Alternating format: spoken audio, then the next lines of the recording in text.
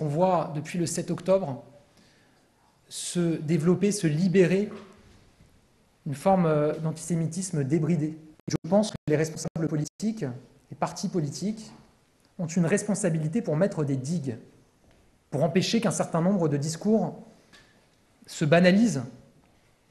Parce qu'un discours qui se banalise, une haine qui se banalise, ça peut conduire certains, y compris des jeunes, au pire. Quand on dit, comme ça a été le cas pour Jean-Luc Mélenchon, que l'antisémitisme est, je cite, résiduel dans notre pays, alors qu'il frappe nombre de nos concitoyens, qu'il a explosé, je crois, une augmentation de près de 1000% depuis le 7 octobre, bah, évidemment qu'on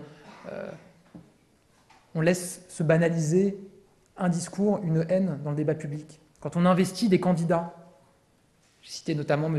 Arnaud dans le Sud, quand on investit des candidats qui ont tenu le jour du 7 octobre, je vous invite vraiment à vous référer à ses déclarations ce jour-là. Il avait publié sur le réseau social X une réaction et qui qualifie l'attaque du 7 octobre du Hamas d'une forme d'acte de résistance héroïque.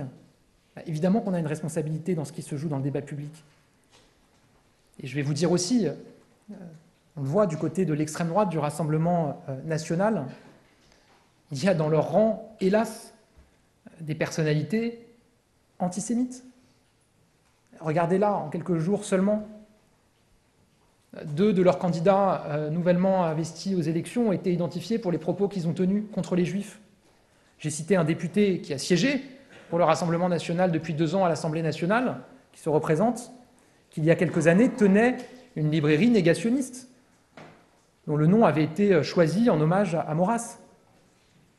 Moi, je pense que la responsabilité des partis politiques, des formations politiques, des responsables de premier plan, c'est d'être intraitable sur ce sujet, de ne laisser aucun doute, parce que les Français nous regardent, qu'on est tenu à une forme d'exemplarité, évidemment, sur ce sujet-là.